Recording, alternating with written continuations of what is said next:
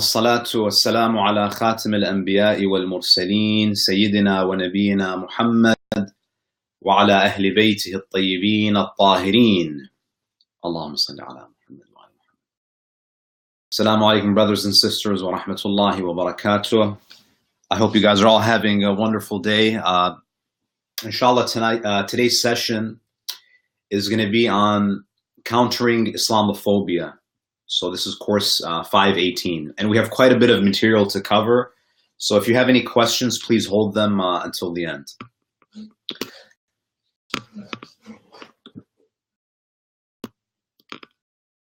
Now, let's reflect for a few minutes on the term Islamophobia. Now, the word Islamophobia only entered the public lexicon in recent years, so it's relatively a new term. I believe its first recorded usage goes back to the turn of the 20th century, and it's basically understood to be a type of prejudice and hatred and discrimination that's directed towards Islam or Muslims. So prejudice towards and discrimination against Muslims is a persistent problem that often goes unnoticed and unchallenged in Western societies, and that's why a term to describe it was needed. And you find that with any type of phobia, whether it's anti-Semitism, whatever it may be, you find that the term often comes much later on because there's a need to describe this phenomenon, and that's why these terms are coined much later than the existence of the phenomenon itself. Now, so as I was saying, the stigmatization of, for example, Jews and African Americans existed long before we had words to describe it. So you can't say that, the term anti-Semitism entered public discourse when Jews started to be discriminated against. You can't say that, racism or racism, the term entered into public discourse simultaneously at the same time as the African American community became marginalized. So the stigmatization existed long before there were words to describe it, but the formulation of these words, anti-Semitism and racism, and their usage by prominent figures really became a very important stepping stone to communicating these prejudices in a very meaningful and productive way. Now, Islamophobia, my dear brothers and sisters, is a type of bigotry. And oftentimes when I've listened to many talks, many lectures on Islamophobia, and I feel that we always frame the discussion as something that Muslims have to deal with, that Muslims have to be at the forefront at countering Islamophobia, because it's a Muslim problem. However, today, if you can walk away with anything, it's the fact that you have to understand, and we have to educate people into understanding that Islamophobia is a form of bigotry, and it's actually a threat to all citizens. So Islamophobia is not just a threat to the Muslim community. It's a threat to all Americans, all Canadians, all Europeans, all citizens. So it actually affects everybody. And that's why this is such an important discussion. So it's a threat towards anyone who is passionate about social justice. So I think we have to move away from this idea that Islamophobia is a Muslim problem. The Muslim community has to counter it. They have to deal with it. And it's of no concern to all of the other members of society. So the reality is, and inshallah, I'll provide you guys with, empirical data showing that Islamophobia actually affects everybody, all groups within society. So how is Islamophobia a threat to every citizen? Because for many years, at least when I was growing up and when this term became more common, I was always taught that Islamophobia is something that Muslims have to deal with. Now, Islamophobia is a threat to every citizen, irrespective of their religious background or their cultural background. The reason why it's a threat to every citizen is because Islamophobia opens the door to other forms of bigotry. And this is not something that's, intuitive. It's not just a theory. It's actually supported by overwhelming evidence. There are a great number of studies, a great deal of research that has confirmed that Islamophobia actually becomes the gateway to other forms of bigotry, the acceptance of other forms of bigotry.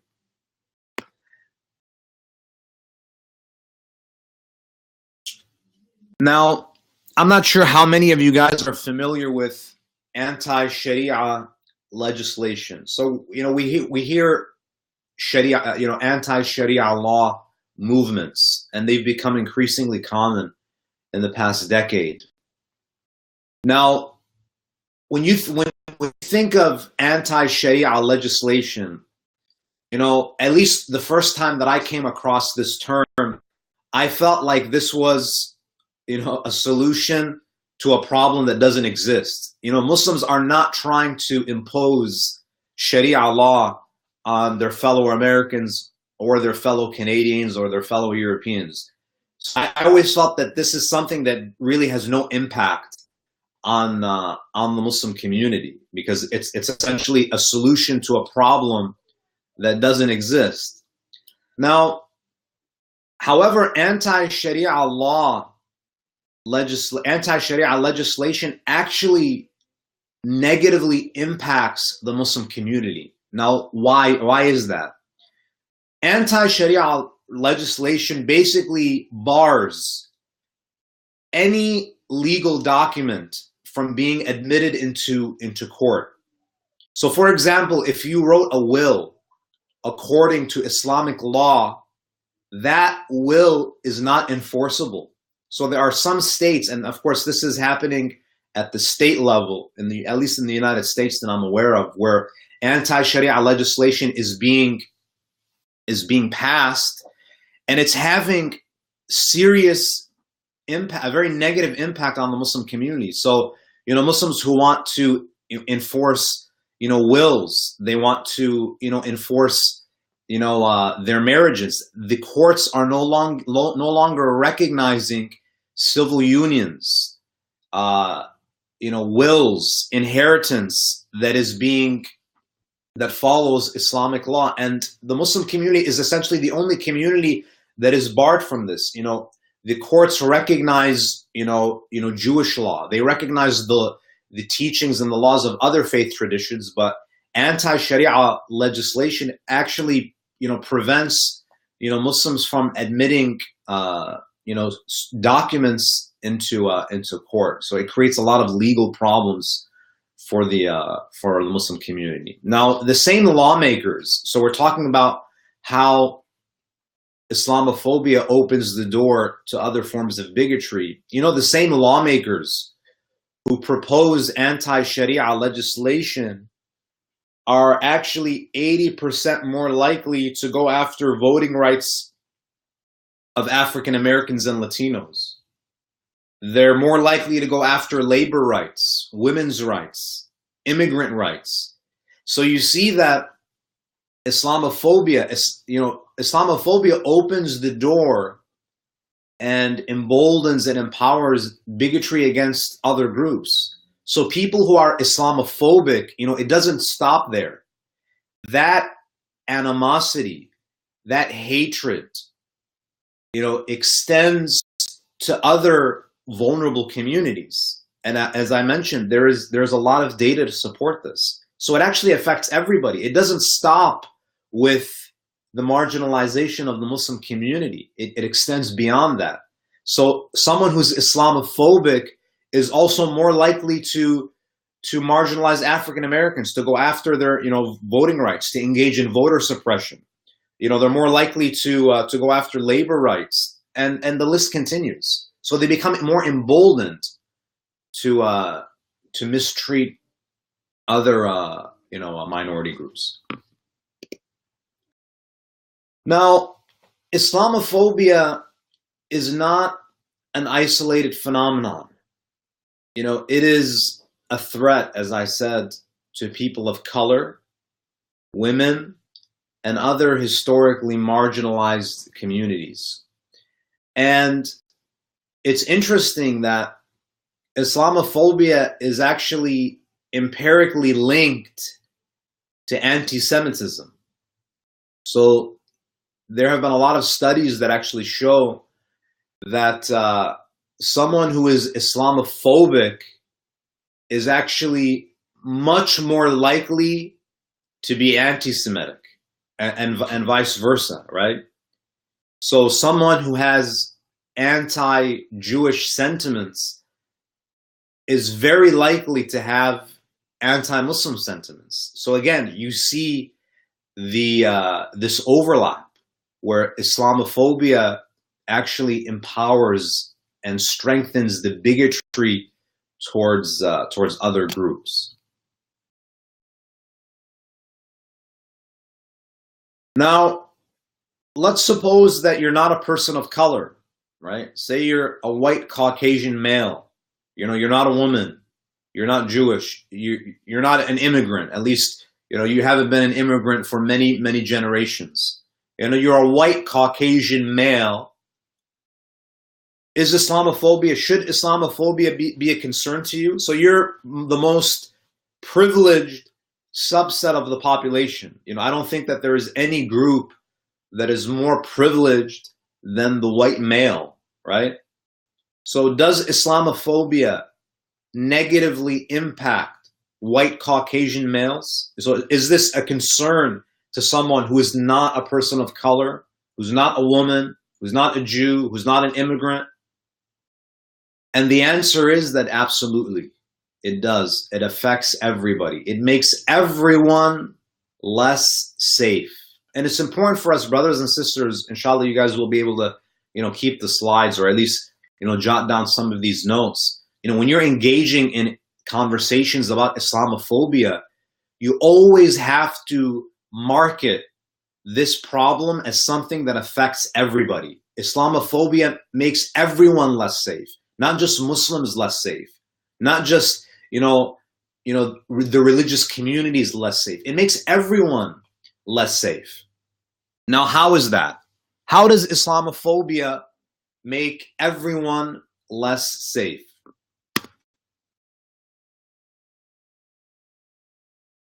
I'm sorry, I'm just taking a sip of my coffee. I didn't get that much sleep last night, so just bear with me.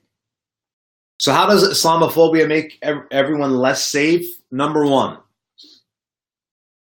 it strengthens terrorist rhetoric. If you examine, videos that are produced by terrorist organizations like ISIS, like Al-Qaeda, like Taliban, you name them. If you examine the narrative of terrorist organizations, you'll find that they typically or almost always see the West or this body of non-Muslims as being inherently hostile towards Islam and Muslims. So, and they create this narrative to recruit people, to rally people to their cause. So what does Islamophobia do? It actually plays right into their hands. It reinforces their rhetoric. It reinforces their narrative. They're trying to argue that the West is anti-Muslim, that they have a hatred towards Islam and Muslims. So Islamophobia just confirms that. So all that happens when Islamophobic rhetoric becomes commonplace in public discourse, when Islamophobic legislation is passed at the state level, at the federal level, all that it does, it just confirms their perception of the West.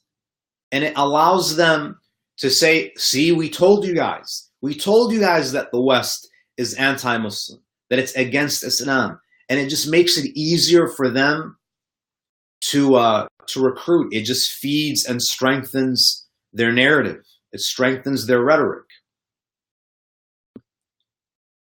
So that's number one. So number one is that Islamophobia strengthens terrorist rhetoric. Number two, Islamophobia makes all citizens less safe because it alienates people from their own country.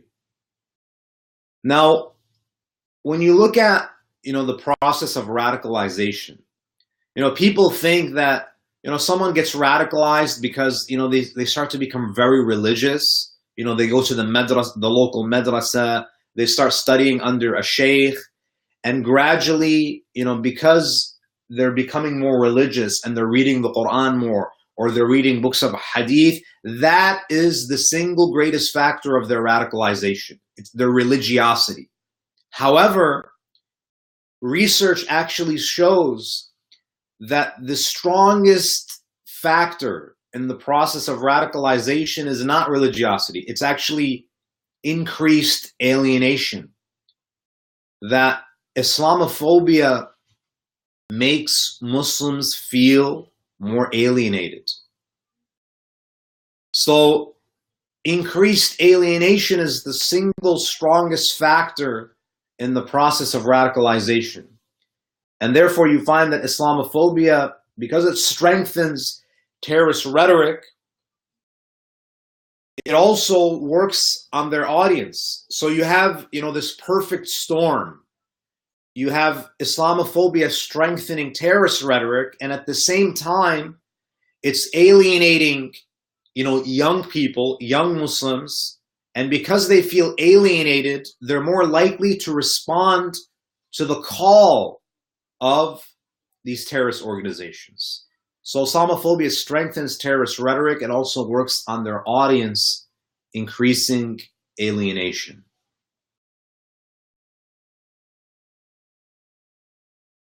Islamophobia makes us all less safe because it distracts us from bigger threats. Now, the vast majority, and when I say vast majority, I mean the overwhelming, the vast majority of terrorist attacks carried out on US soil, and you can apply this to Canada, to Europe, to Australia, wherever it may be. The majority of terrorist attacks are carried out, and if there's one thing that you walk away with, it's this sentence.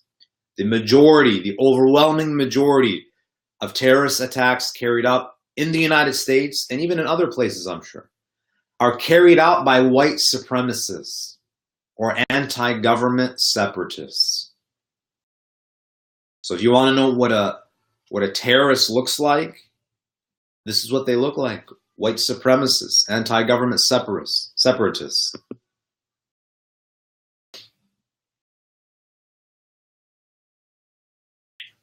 Number four,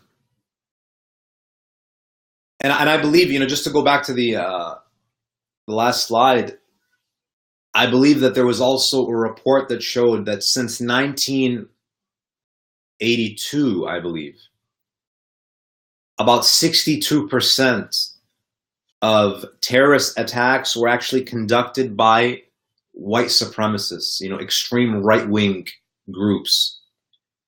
62% since 1982 have been carried out by white supremacists. Number four, Islamophobia radicalizes white supremacists against Muslims. It incites violence against Muslims or anyone who looks Muslim. Now you have to understand that many of these people, they're not very educated, and therefore they end up attacking who they perceive to be Muslim. So anyone with brown skin, anyone who wears a turban, for example, anyone who covers their hair, they have a very superficial understanding of what it means to be Muslim. And that's why you find that, from time to time, we hear incidents where members of the Sikh community are targeted by white supremacists who mistakenly assume that they're Muslims. So Islamophobia actually makes it less safe for even members of other faith traditions. Sikhs are in danger. Other people are in danger. Hindus might be in danger. Because again, a lot of these white supremacists, these anti-government separatists, for them, brown equals Islam. If you're from the Middle East, you're Muslim. They might even attack Arab Christians. There are, many people in Iraq, in Lebanon, in Egypt, who are Arabs, who say Allah, who when they make dua, it would be difficult for you to even realize that they're Christians. They might also be targeted because they look Muslim, right? Because we conflate Arab with Muslim. So Islamophobia radicalizes white supremacists against Islam because it gives people permission to act on their hatred, right?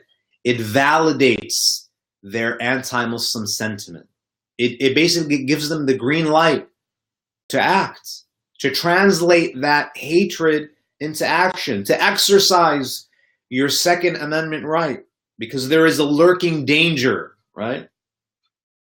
So it radicalizes white supremacists against Muslims or anyone who looks Muslim, as if, you can just look at someone and know that they're Muslim.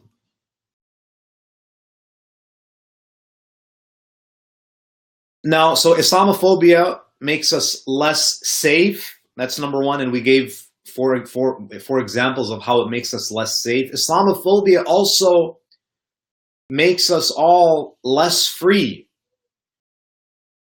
So Thomas Jefferson famously said that the foundation of democracy is a well-informed citizenry, right?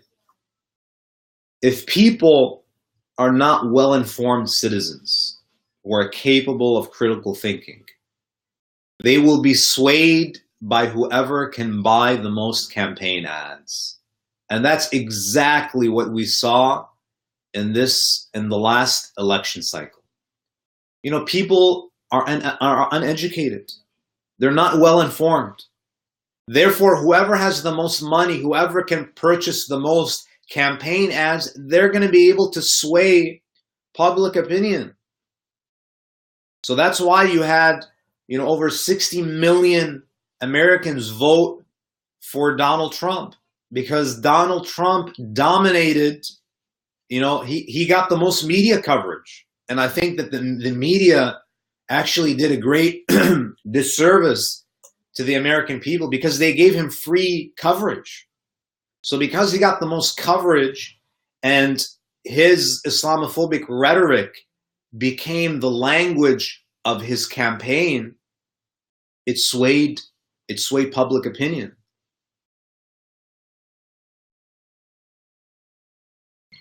Now this is very interesting.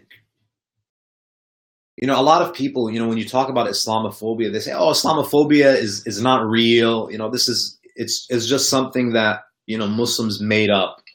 That because they're so sensitive, they always play the victim card. There's no reality to Islamophobia." However, you find that studies have been conducted looking at how Islam is covered in the media. And this is a shocking number. 80% of media coverage of Islam and Muslims is negative. 80%. Now, you may think that, perhaps, media coverage of all religions is negative because, we live in a world that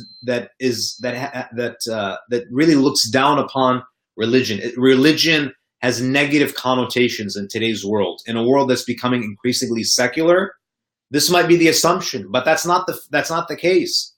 Other faiths, Jews, Christians, Sikhs, Hindus, all other faiths, Buddhists, other faiths are portrayed mostly in a neutral manner. When the media covers Judaism, Christianity, Buddhism,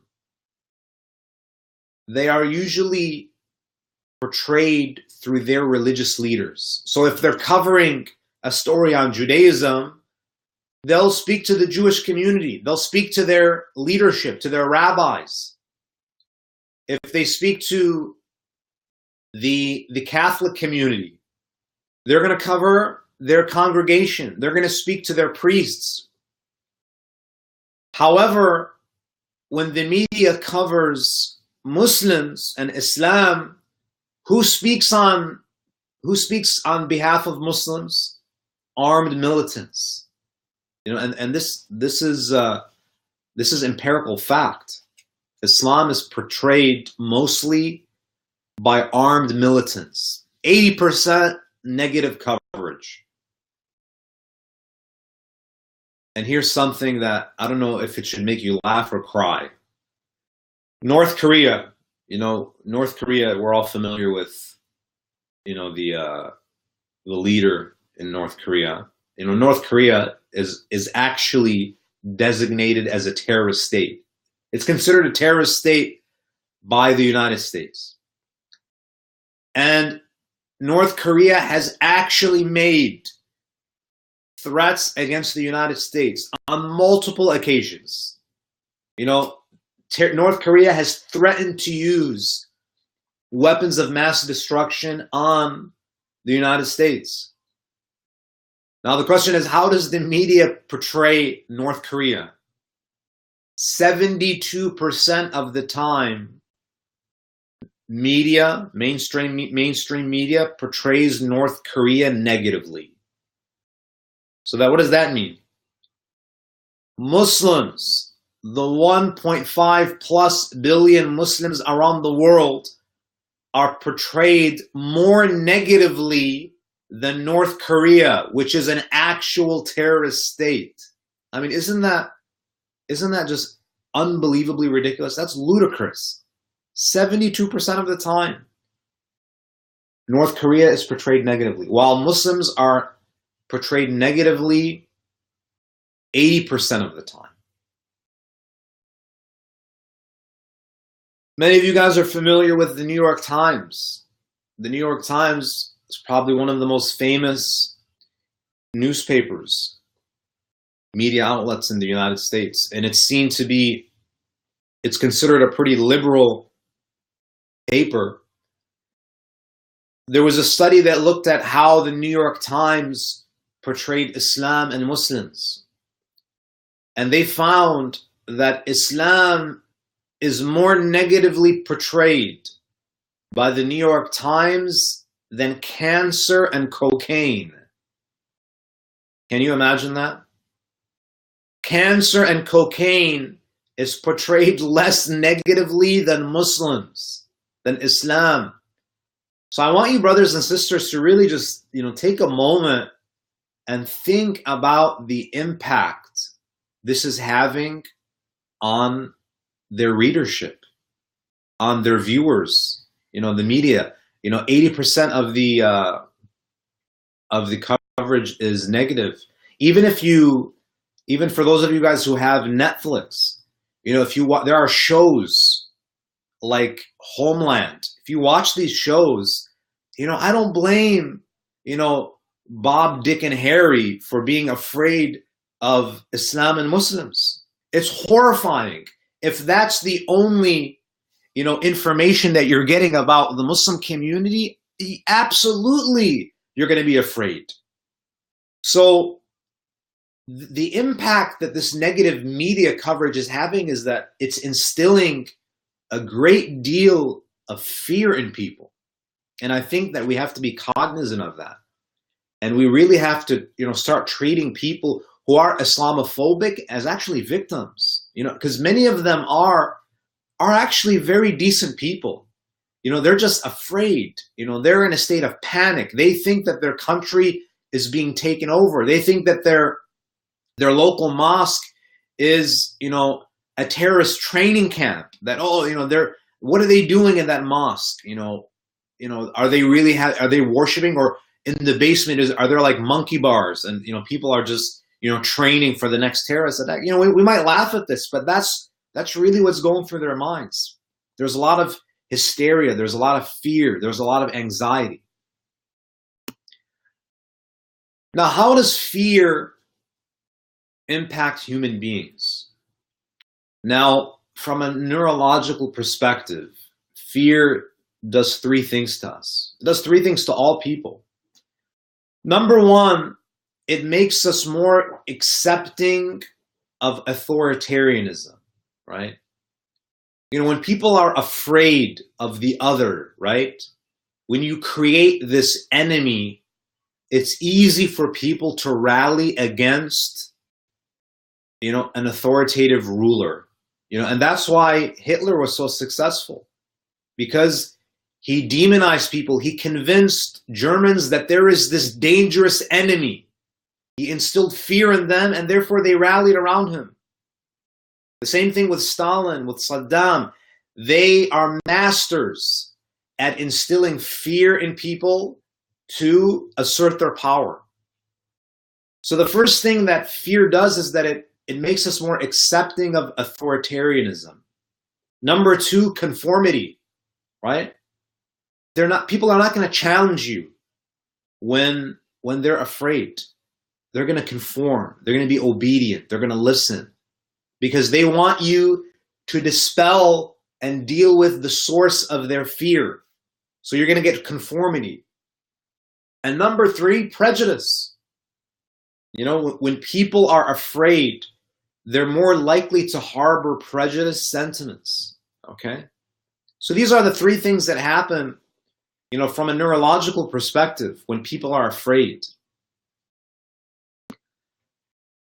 Now, acceptance of authoritarianism, conformity, prejudice, these are the most corrosive elements to any democratic society, to any free society. And what's interesting, brothers and sisters, is that you would assume that, and they actually did research on this, that you would think that anti-Muslim sentiments actually increase after a terrorist attack.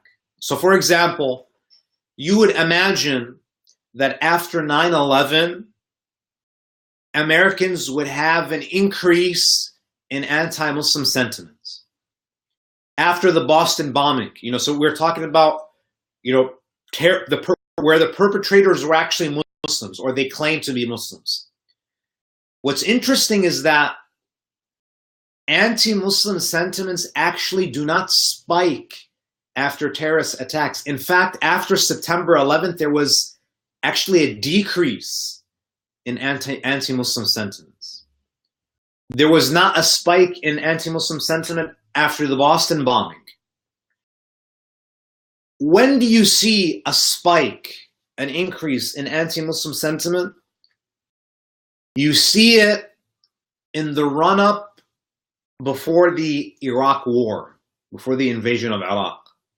You see it in the 2008 and 2012 election cycle, where there were no terrorist attacks that were linked to Muslims.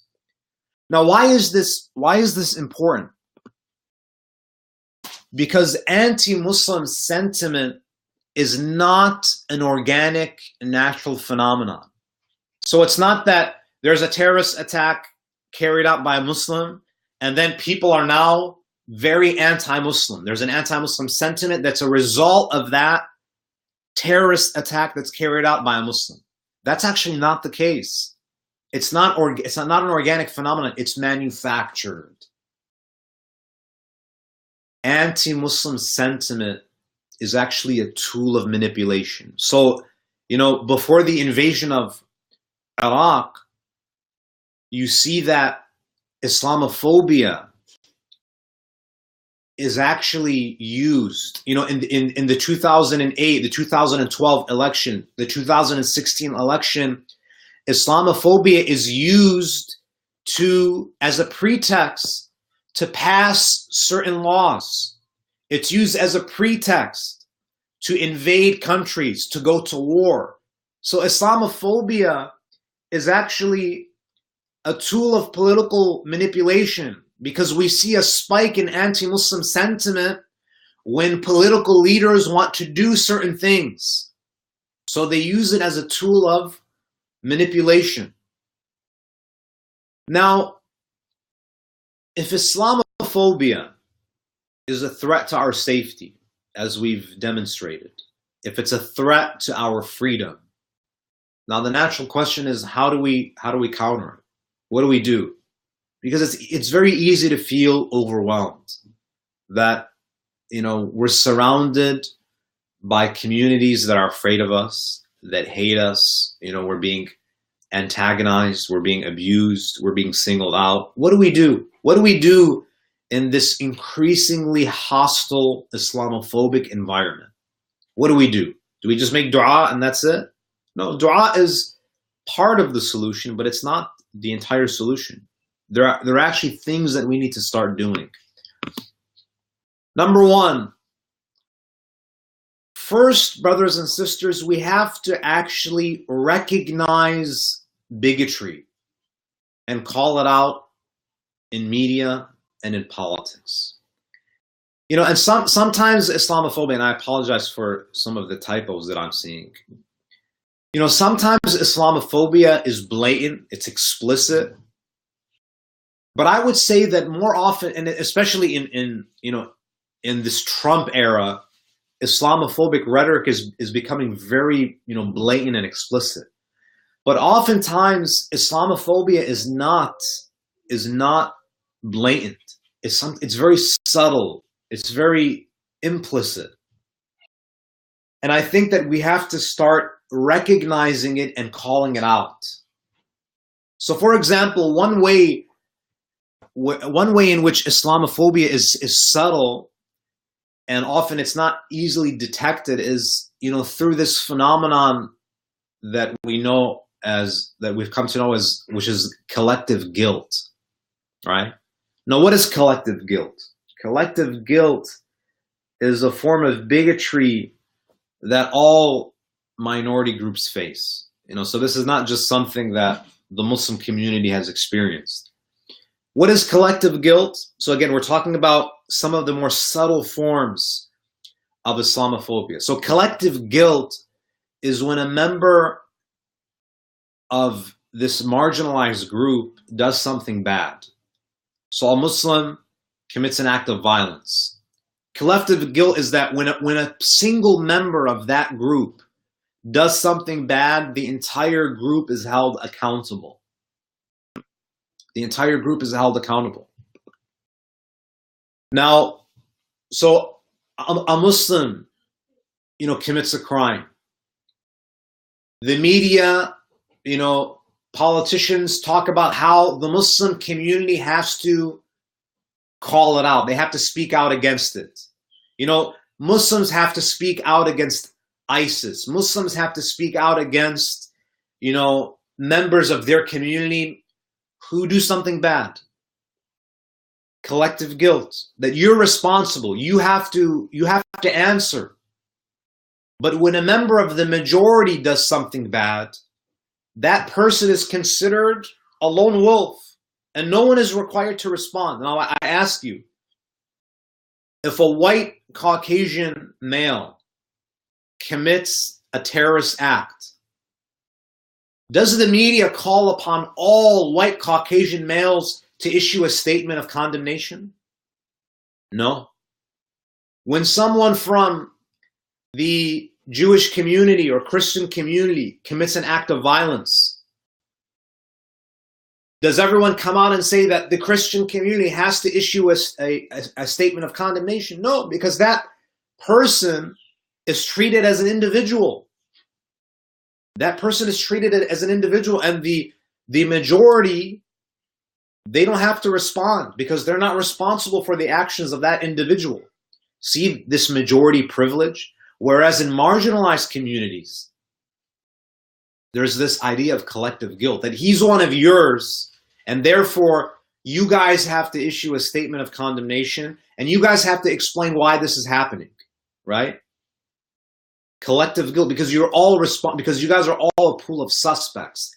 And the only way to exonerate yourself is that you have to come forward and condemn the action. So we know that you're not like that person. So we got to start calling out this double standard. You know, so when there's a terrorist attack and the individual happens to be a Muslim, why are Muslims, you know, asked to come out and make a statement?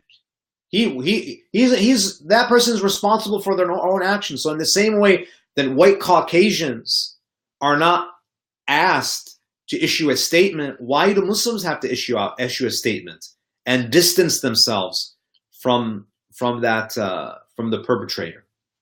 So we got to start calling out this double standard. So when the media does this, when politicians do that, Muslims need to pick up their phones. They need to call and condemn this double standard. You need to send emails. You have to create a fuss.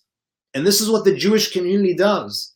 You know, when someone mistreats them, when they see instances of anti-Semitism, they pick up the phone. They send angry emails. They threaten to pull ads. You know, they call it out. Another form of subtle Islamophobia is fundamental attribution error. Now, fundamental attribution error is just a fancy way, it's a fancy word, which means attributing evil acts to a person's inherent character, and in the case of Muslims, to a person's faith. And I'm sure you guys have all noticed this. When a Muslim commits an act of violence, it is automatically assumed that his faith was the motivation, right? You know, when a Muslim commits an act of violence, the first thing that they ask was, you know, what mosque did he go to? You know, was he someone who was religious? You know, they contact the madrasa, they go to the local center. They don't ever ask, you know, about the person's mental health. They don't ask about the person's family circumstances. You know, was there drug abuse? Was this person, you know, a victim of abuse? They don't look at any external factors. The assumption is that if a Muslim commits an act of violence, there is no other explanation other than his faith. Islam was his motivation. So this double standard has to be called out. You know, so when a non-Muslim, when a white Caucasian male commits an act of violence, commits a terrorist attack, there is a lot more rigor that's involved in trying to figure out what was the motivation. You know, they get medical records. They look at his mental health. They speak to family members. You know, they're very diligent when it comes to trying to figure out and pinpoint what was the motivation. But we don't see that same diligence when it's a Muslim. Because it's like, oh, if it's a Muslim, we already know the answer. It's Islam. So Muslims don't suffer of mental illness. So if, you know, Muslims have found the cure for mental illness. Muslims don't have family problems. Muslims are not victims of abuse. Muslims don't have difficult life circumstances that may have pushed them over the edge. Why is it that if it's a non-Muslim, there are many factors that can serve as explanations for what their motivation may have been? But with a Muslim, there's only one explanation. It's the ideology. So this double standard has to be called out, this fundamental attribution error. Okay?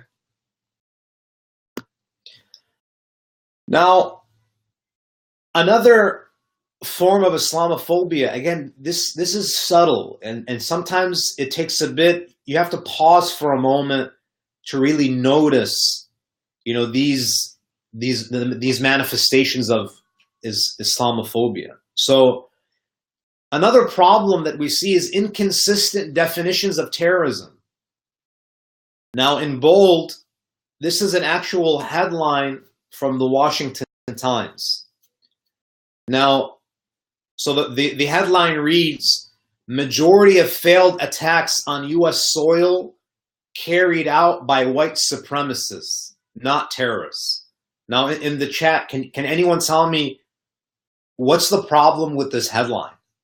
Why is this headline Islamophobic? So majority of failed attacks on US soil carried out by white supremacists, not terrorists. So if anyone can, just quickly type in, what do you think, what's the problem with this headline? Does anyone know? The problem with this headline is that white supremacists are not terrorists. Exactly. That the assumption here is what? That you have two groups. You have white supremacists and then you have terrorists. So white supremacists can't be terrorists? That terrorists are not white. Terrorists are what? They look Muslim. So you see how this headline of a very prominent, very reputable, newspaper, this is the headline. Majority of failed attacks on US soil carried out by white supremacists, not terrorists. So white supremacists it's impossible for white supremacists to be a terrorist. See, this is an example of an inconsistent definition of terrorism. So this has to also be called out. So as a Muslim community, who sees this headline, you shouldn't let that pass. What you do is you contact, the editor-in-chief, you contact the Washington Times and say, what is this? This is unacceptable. So white supremacists cannot be terrorists. And then you take it to social media and you create a storm. So they don't have the gall to put out headlines like this. And that's the only way things are going to change, brothers and sisters.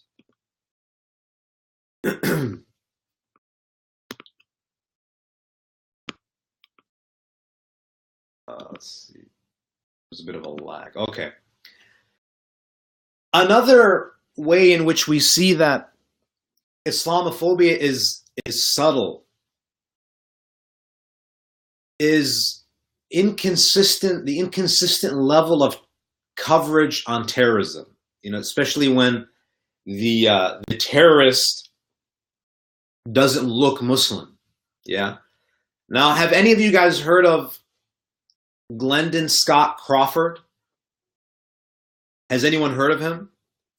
So, yeah, so, anytime, so, if I were to offer $100 to anyone who has heard Glendon Scott Crawford, if I were to travel across the United States, I would probably not lose any money. Have you heard of Glendon Scott Crawford? The answer is almost always no. We have never heard of Glendon Scott Crawford. Who is Glendon Scott Crawford? Do you know who he is? Observe. He was a 52-year-old Navy veteran. He was a member of the KKK, and he was found guilty 3 years ago. So this is not something that was in the distant past. He was found guilty in August 2015 and sentenced to 99 years in federal prison for conspiring to use a weapon of mass destruction to kill innocent Muslims and kill the President of the United States. He actually wanted to kill the President of the United States. He was arrested and he was sentenced. He was found guilty. He actually was almost in possession of a weapon of mass destruction. He wanted to destroy the White House. He wanted to kill the president. He wanted to kill Muslims. And no one has heard about him. Imagine his name wasn't Glendon Scott Crawford. Imagine his name was Abdullah or Muhammad. If he was Muslim, You would have heard about it day and night. Day and night. But no one knows him. We've never heard of him. Why? Because he's not a terrorist, right? Because he doesn't fit the profile of a terrorist. So next time you have a conversation with people who don't think that Islamophobia is a real phenomenon, ask them about Glendon Scott Crawford. He has a weird name, Glendon Scott Crawford. This is insane. If this guy if he was brown, if he had a Muslim name, I promise you, everyone in the world would have known who he is. But he's a Navy veteran. He's a member of the KKK, right? He's white. He's a white Caucasian, and therefore, he must have been mentally ill, right? That he's seen as an individual. The KKK is not indicted. White Caucasian men are not indicted. Even the KKK was not asked to issue a statement of condemnation. I want you to think about that for a moment. Even the KKK was not held accountable. He was seen as a lone wolf. So if he was a Muslim, we would all have heard about it. So calling out the double standard. So number one, so we're talking about how to counter Islamophobia. So number one is you got to call out, the different, forms of Islamophobia, whether they're explicit or implicit. You have to raise your voice. You have to raise awareness that this is happening. Number two, we have to build meaningful coalitions. You see, brothers and sisters, one of the aims of bigotry is to make you feel isolated and small, to make you feel like you have no support system, to just make you feel vulnerable and just die and wither away. That's one of the aims of bigotry, to make you feel weak and hopeless, that everyone hates you, that you have no friends, you have no supporters. We as Muslims should never think that we have to deal with Islamophobia alone. We have to build meaningful coalitions. Now, I've written down here that this is what the Holy Prophet ﷺ did in Mecca. Muslims, early Muslims, the Holy Prophet and the early Muslim community, they were victims of Islamophobia. Meccan society was toxic, was highly Islamophobic. There was a great deal of bigotry and animosity that was directed towards them. What does the Prophet do? He sends a group of his companions to Abyssinia to form an alliance with the Christian community in Abyssinia. So we have to fight the bigotry by asserting our strength through the formation of alliances. And the Holy Prophet ﷺ, he did this. He reached out to friendly neighbors, people who were passionate about social justice, people who cared about religious freedoms. He reaches out to the people of Medina. The Prophet just didn't lay back and just play the victim card and just roll over and die. He built meaningful coalitions. So it's important for us to build coalitions around common goals and shared problems. Racism, xenophobia, anti-Semitism, sexism, all of these things, Islamophobia, they're just different sides of the same coin. They're just different forms of bigotry. And you'll find, brothers and sisters, that there are many, many people, in the Christian community, in the Jewish community, even atheists, who feel strongly about, how Muslims are being mistreated. Some of the best friends, some of our strongest allies are non-Muslims. So it's important for us to build these coalitions. Now, number three, one of the ways that we counter Islamophobia is that you have to remember the success stories. It's not all doom and gloom. Gain inspiration from success stories. Many of you guys may have heard of, I think this happened maybe a year or two ago, the Coalition for Humanity. This was an anti-Muslim organization that planned to hold protests at local mosques across 20 different cities. I think this was maybe a year and a half ago. And what's funny about this is that the protests never happened. So there was a lot of anxiety in the Muslim community that, during Friday prayer, you're going to have all of these white supremacists, and a lot of them were really advocating for their the exercising of their Second Amendment rights. So there was this fear that a bunch of these white supremacists are going to show up outside of local mosques and protest, and many of them, were going to be armed. So they were sending out these messages that everyone show up and protest outside your local mosque. And there was a lot of fear in the Muslim community. But the protests never happened. Why? Because there was a massive mobilization of interfaith allies, members of the Jewish, the Christian community, the Buddhist community, the Sikh community, who stood in solidarity with the Muslim community. They actually formed chains, human chains protecting Muslims. So we have to remember this, brothers and sisters. We have to remember that there are a lot of very good people of conscience, who are standing with the Muslim community. I remember when I was in Orlando, during the Pulse nightclub shooting. If you remember, this happened back in 2016, I believe. 2 years ago. So the first phone call that I got was actually from a reverend who reached out to me and said that, you're in our prayers. Please let us know if there's anything that we can do, because we can only imagine the hostility that your community is facing. So you have to remind yourself that, we have a lot of support. Do not think that you need to fight Islamophobia on your own.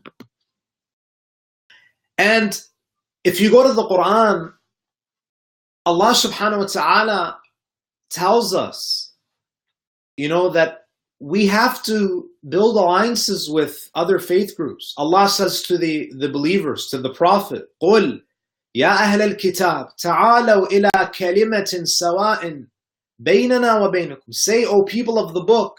People of the book are the Jews, the Christians, the Zoroastrians.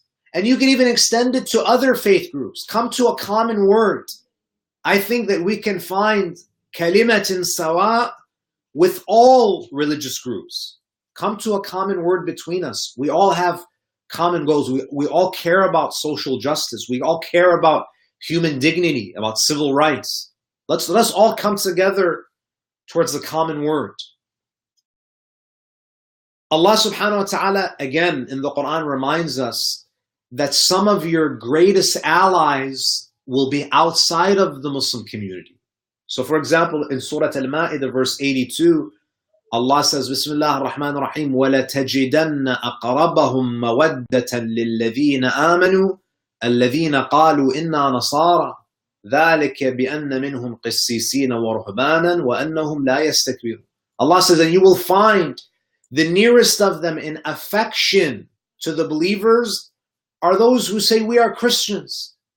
That is because among them, and look at how Allah compliments, how He praises the priests and the monks. He says, because they are not arrogant, they're humble people. They have humanity in their hearts. And we'll conclude with this ayah of the Quran. This ayah is from Surah Al-Hijr. And this surah, these verses were revealed in the middle of the Meccan period. So this is when the Islamophobia is really at its peak. Muslims are being assaulted. They're being persecuted in Mecca. The Prophet is being abused. The Prophet is being targeted. He's being insulted. Verbally and physically, he's being abused.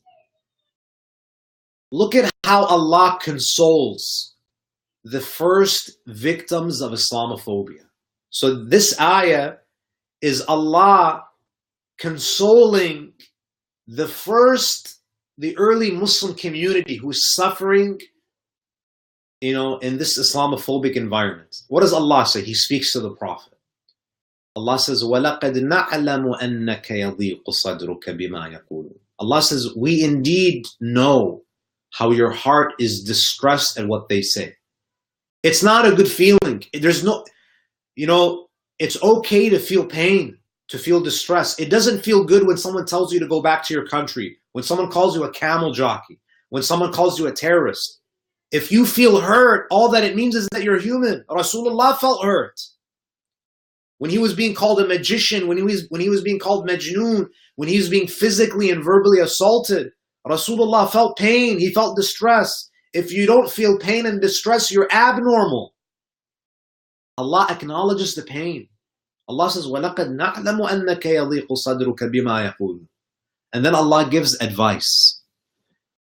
He says, فَسَبِّحْ بِحَمْدِ رَبِّكَ وَكُمْ مِنَ السَّاجِدِينَ. So exalt God. The first thing that you should do, because when you're a victim of Islamophobia, when you're a victim of bigotry, you start to feel small. You start to feel insignificant. You start to feel powerless. Allah is saying, don't feel powerless. Speak to me, because I am the source of power. I'm the source of strength. And be of those who prostrate to Him.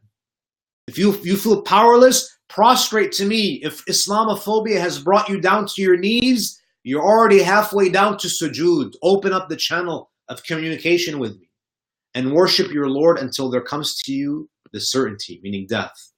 So one of the ways to alleviate the emotional and psychological distress brought about by Islamophobia is to open a channel of communication with God, with Allah.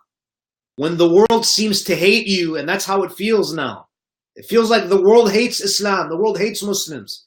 When the world seems to hate you, remember that Allah loves you. You have to remember that. The fact that He loves you, that's the most important thing. When the world has cut its ties with you, and that's what it feels like if you're a Muslim, that everyone has turned their back on you, know that Allah will never abandon you. As the animosity you face increases, you must deepen your relationship with God. It will bring peace to your heart. Allah says, أَلَا بِذِكْرِ اللَّهِ تَطْمَئِنُّ الْقُلُوبِ. And Allah, this will bring peace to your heart and the courage to remain steadfast. And Allah says, وَعْبُدْ رَبَّكَ حَتَّى يَأْتِيَكَ الْيَقِينُ. Worship until death. Meaning, if you don't witness victory in this life, at death, you will discover that you were indeed triumphant. Because bigotry makes you feel defeated, makes you feel like you're losing. Allah says, continue to serve me. Either I will show you victory in dunya, or worst case scenario, when you leave this world, you will no longer feel defeated. You will no longer feel that you are at loss.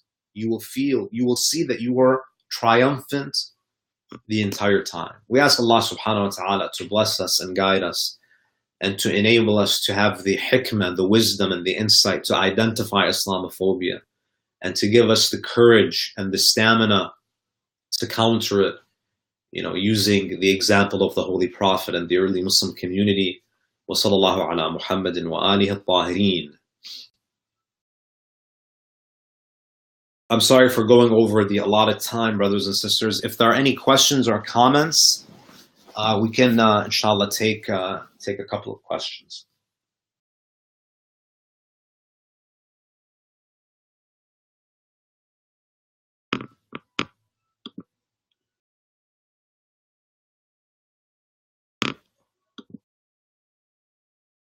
Any questions or comments?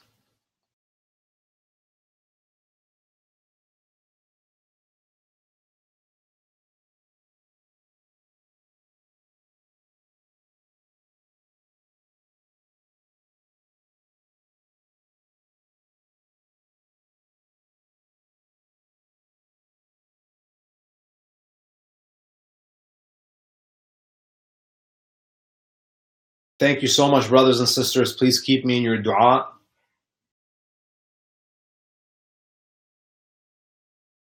Yeah, there's actually, I wish I had the source with me, but yeah, it is hard to believe that the anti-Muslim sentiment doesn't increase with terrorist occurrences. yeah, that was also shocking to me. But yeah, actually, after September 11th, there was actually a bit of a decline in anti-Muslim sentiment. But yeah, it's, as I said, it's a tool of political manipulation. And I think if you do a Google search, you'll be able to find studies that actually support that. So yeah, that was also, pretty pretty shocking to me too. Thank you so much, brothers and sisters. Please keep me in your dua. It was a privilege to spend a couple of these sessions with you, and inshallah, I look forward to conducting more sessions with you guys in the near future. Please keep me in your dua. Wassalamu alaikum wa rahmatullah.